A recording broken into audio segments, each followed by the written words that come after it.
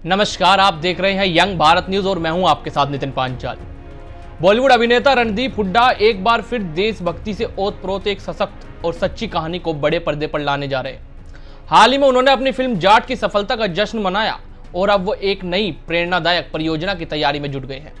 रणदीप ने भारतीय सेना के ऐतिहासिक और वीरता से भरे मिशन ऑपरेशन खुखरी पर आधारित किताब operation Khukri the untold story of the Indian army's bravest peace keeping mission abroad के फिल्म आधिकारिक रूप से खरीद लिए हैं। इस किताब को मेजर जनरल राजपाल पुनिया और दामिनी पुनिया ने लिखा था। यह किताब संयुक्त राष्ट्र के एक बेहद चुनौतीपूर्ण शांति मिशन और उसमें भारतीय सेना के जबरदस्त योगदान की एक सच्ची दास्तान है। रणदीप हुड्डा इस प्रोजेक्ट में सिर्फ एक अभिनेता की भूमिका नहीं निभाएंगे, बल्कि वे इसके निर्माता भी होंगे।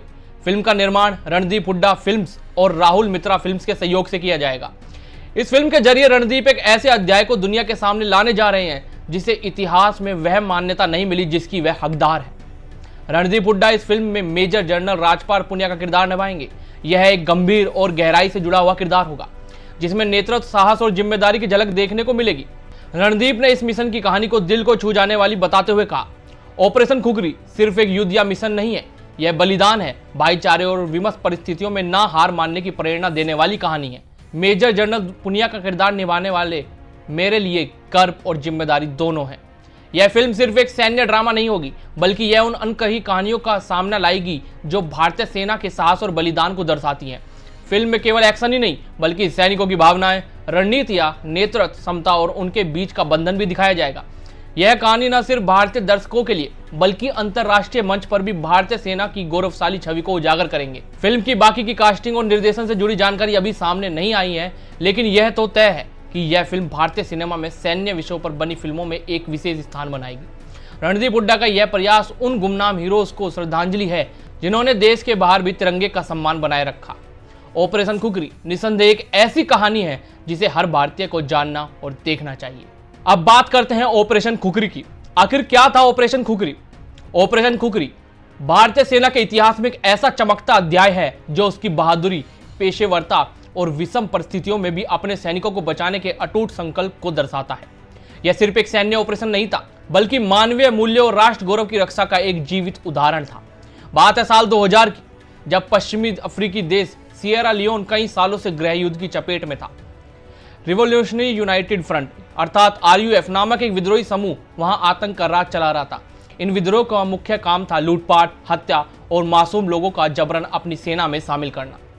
संयुक्त राष्ट्र ने वहां शांति स्थापना करने और विद्रोहियों के निरस्तीकरण अर्थात डिसआर्मामेंट के लिए एक शांति mission United Nation assistant mission in Sierra Leone UNAMSIL शुरू किया। इस मिशन में भारत समेत 17 देशों की शांति सेना को भेजा गया। भारतीय सेना की 2 कंपनियां जिनमें 5/8 गोरखा राइफल और 14वीं मैकेनाइज्ड इन्फैंट्री के 233 जवान शामिल थे।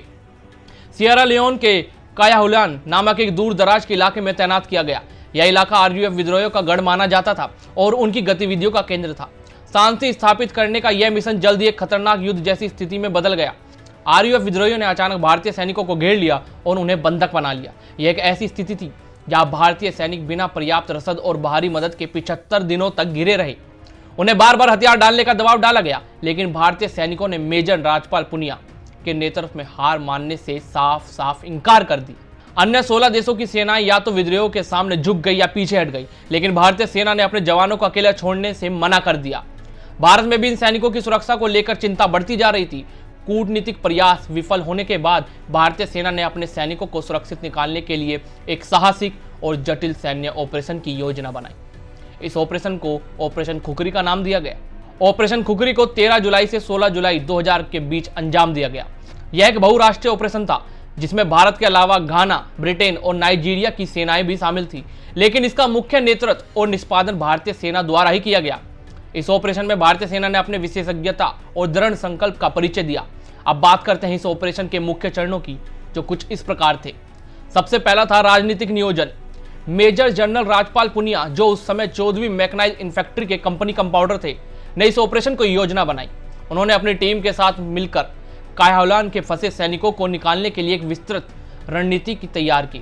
इसमें हवाई हमले, जमीनी हमला और घेराबंदी तोड़कर बाहर निकलने की योजना शामिल थी। दूसरी तरफ खुफिया जानकारी और तैयारी।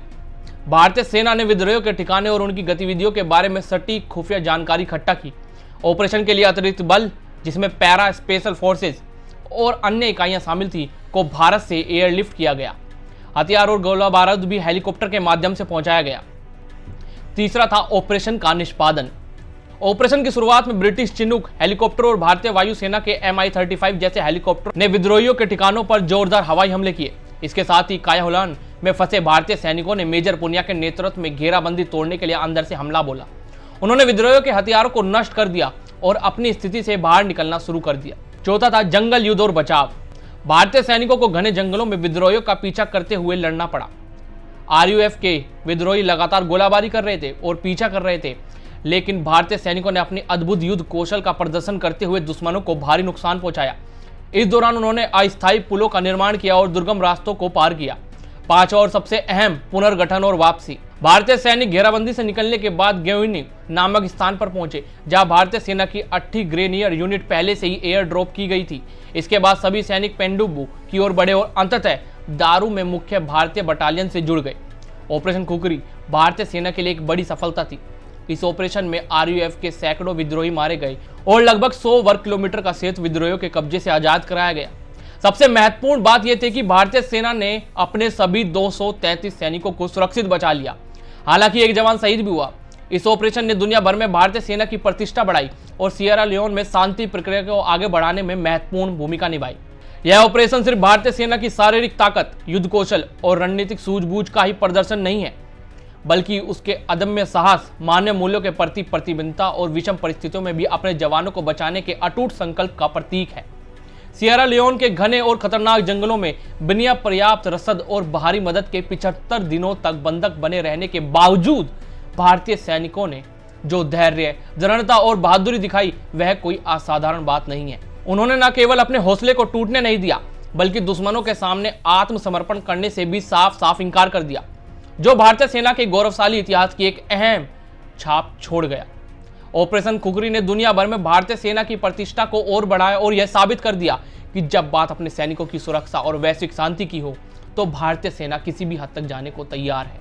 इस ऑपरेशन की सफलता ने न केवल भारतीय सेना के आत्मबल को मजबूत किया, बल्कि वैश्विक शांति मिशनों में भारत की भूमिका को और महत्वपूर्ण बना दिया। यह कहानी हर भारतीय के लिए गर्व का विषय है और आने वाली पीढ़ियों को यह सिखाती है कि साहस, संकल्प और राष्ट्र प्रेम के साथ किसी भी चुनौती का सामना किया जा सकता है। ऑपरेशन खुखरी सिर्फ एक सैन्य जीत नहीं, बल्कि अदम्य इच्छा शक्ति और भारतीय सेना के सेवा परमो धर्म, सेवा ही सबसे बड़ा धर्म है के सिद्धांत की विजय गाथा है, जो हमें हमेशा याद दिलाती रहेगी कि हमारे सैनिक न केवल देश की सीमाओं की रक्षा करते हैं, बल्कि विदेशों में भी शांति और मानवता के लिए अडिग रहते हैं। ऐसी ही तमाम खबरों के लिए जुड़े रहिए हमारे साथ, हमें यंग भारत सच के साथ।